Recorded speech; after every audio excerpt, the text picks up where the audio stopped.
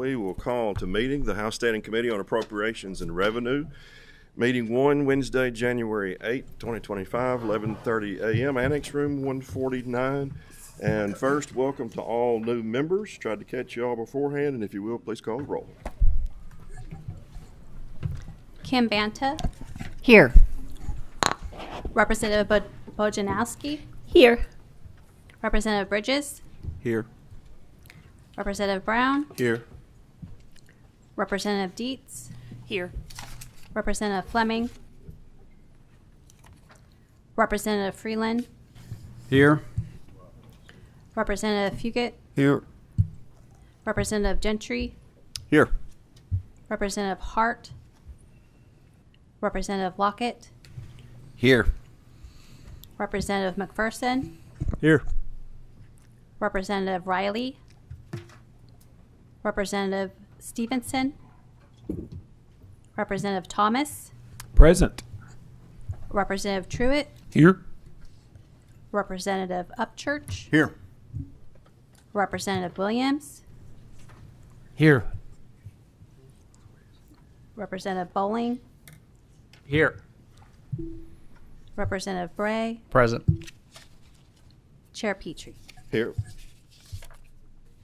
Yes. All.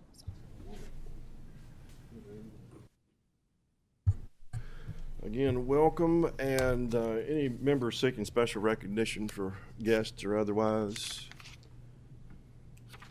No, but who are our new members? If you will, at least raise your right hand would be nice. Again, thank y'all all very much. Welcome aboard. We'll all do great. I have no doubt about it whatsoever. We have, first up, we have one item on the agenda, House Bill 1, an act relating to individual income tax rate, sponsored by Representative Jason Petrie. In this bill, we have seen something akin to it before, largely adjust dates after there's an adjustment of the individual income tax rate, a change that would be proposed to go to a rate of 3.5% on net income effective January 1, 2026.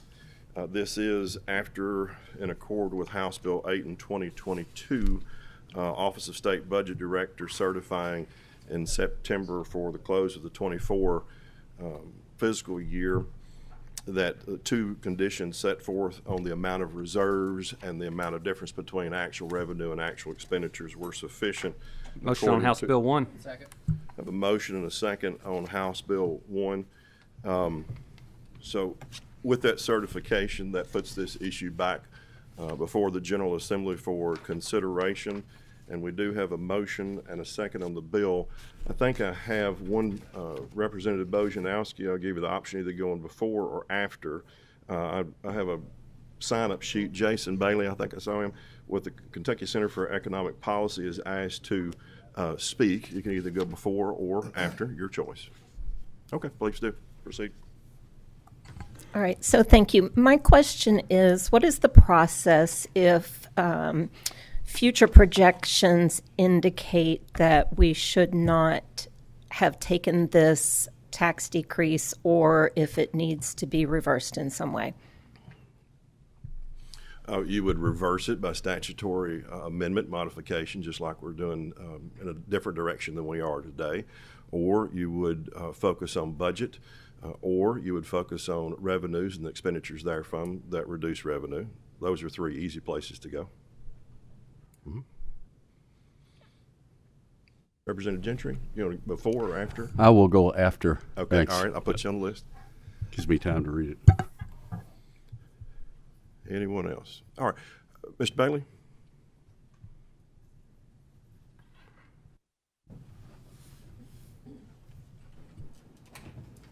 If you will, introduce yourself for the record, and then raise your right hand and we'll swear you in an oath. All right. Jason Bailey, Executive Director, Kentucky Center for Economic Policy. Very good. Thank you for coming in.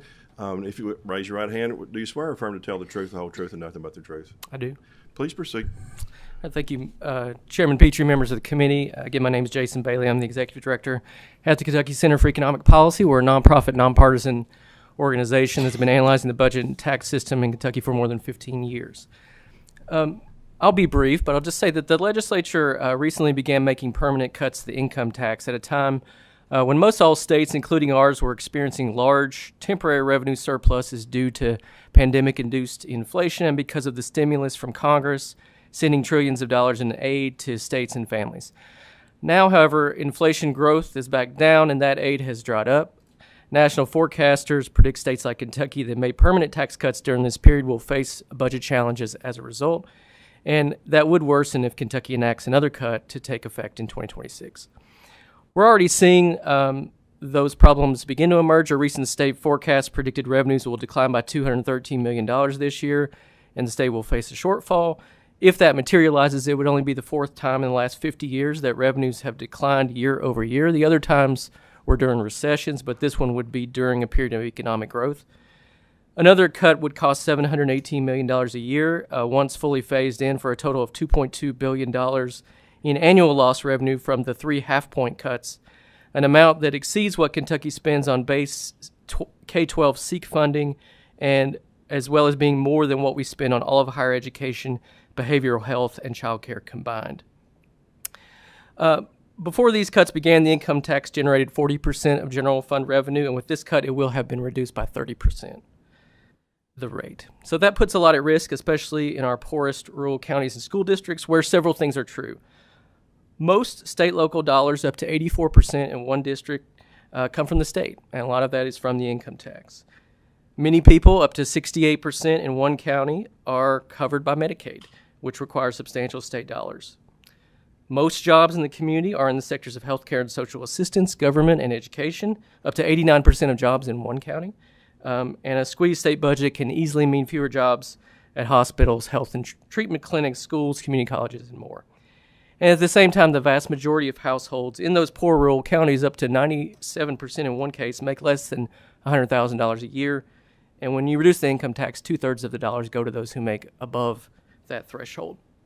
With another reduction, Kentucky will get closer to the depth of cuts Kansas had to reverse just 5 years later because they couldn't meet their basic obligations. I urge you to approach a permanent decision like this with some caution and with a full picture of the fiscal risks to your constituents and your community. So thank you so much for the opportunity to speak, Mr. Chairman. Thank you very much. Representative Gentry. Thank you, Mr. Chair.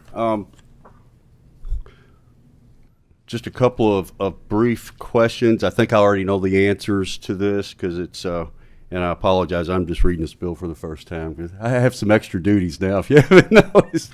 But it does not appear that there's anything additional other than the 0.5% starting in 2026. Is that correct? Just as a good summary of the bill, intended to be comprehensive and exclusive of all changes, it does have the 0.5% cut that would be effective January 1, 2026, and then essentially all other changes are conforming by date and otherwise. Yeah, that's how I read this too. And there are no additional sales taxes created on services or anything like that, like we've done in the past. There is this bill, which acts an act relating to the individual income tax rate, by its title only affects that subject matter and does not address any other. Okay, beautiful.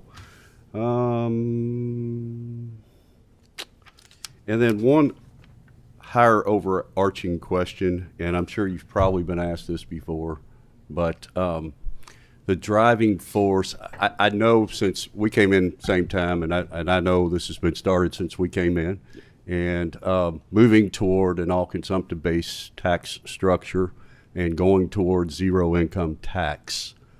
What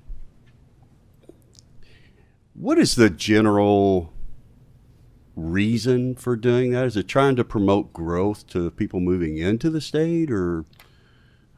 As we talked about in 2022, I don't know that it's changed a great lot since, but in large part a population influence so that we can grow our state, which has not occurred in decades relative to other states, while other states have continued to grow 2-3 times our rate, nearby states, not just one, but multiples.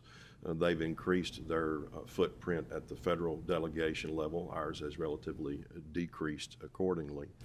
You can say reasonable minds disagree, but there's a good amount of support for the theory that as that income tax rate becomes much more competitive with other states, then there is reason for people to stay here, as well as locate here, fresh population, as well as economic growth that encourages the same, because a company's not having to pay, or an employer's not having to pay the tax to get the same wage to their employees that they would in other locations.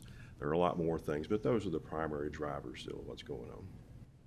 Appreciate that answer. And just one last question. I know it hasn't been that much time yet.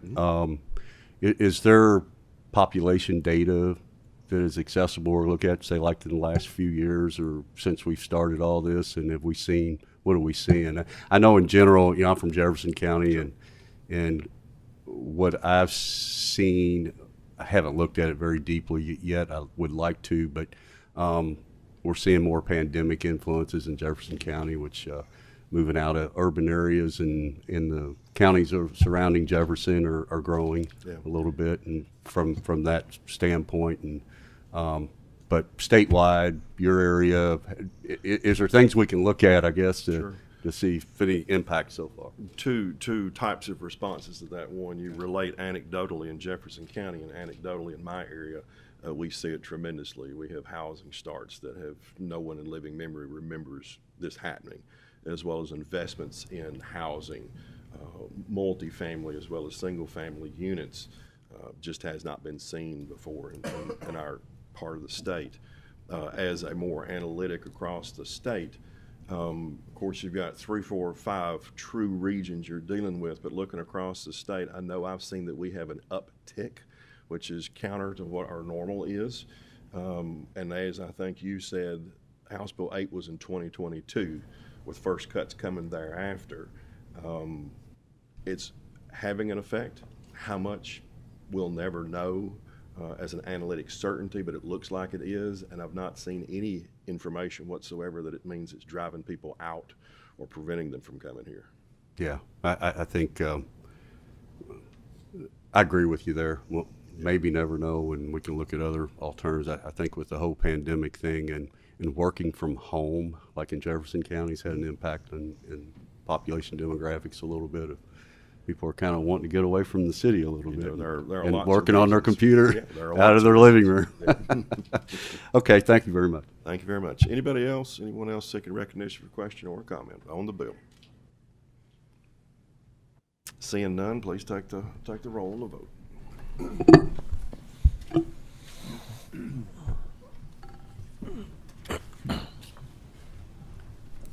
Representative Banta, Yes. Representative Bojanowski, Pass. Representative Bowling, Yes. Representative Bray, Yes. Representative Bridges, Yes. Representative Brown, Pass. Representative Dietz, Yes.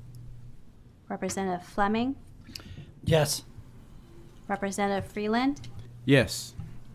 Representative Huguet, Yes. Representative Gentry, Explain my vote, please. Briefly, please. I'm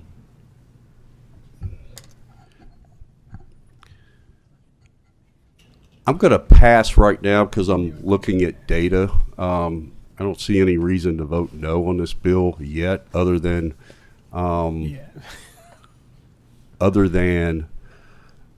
not really being 100% agreement on this entire model of going to where we're going, because I feel like it benefits higher income people at the expense of very lower income people. And I'm not going to get into that right now, obviously, but I do want to look at data a little more before I can, because I don't want to, although I'd be happy to watch you try to cut taxes, raise taxes in a couple of years, but I don't think anybody wants to go there. So I do want to look at it a little bit more. So I'm going to pass today. Are we doing this today? Or, oh, I'm sorry, that's a question. Come on. Representative Hart, Yes. Representative Lockett, Yes. Representative McPherson, Yes. Representative Riley, Representative Stevenson. Representative Walker, or Thomas. Yes. Representative Truitt. Yes. Representative Upchurch. Yes. Representative Williams. Yes. Representative Chair Petrie. Yes.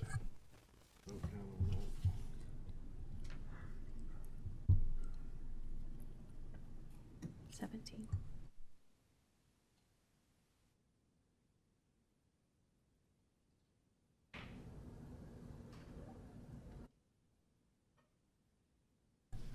House Bill 1, as amended, no committee substitute, having been approved with 17 yes votes, 0 no votes, and 3 pass votes, will be reported favorably with expression. The same should be passed on the House floor.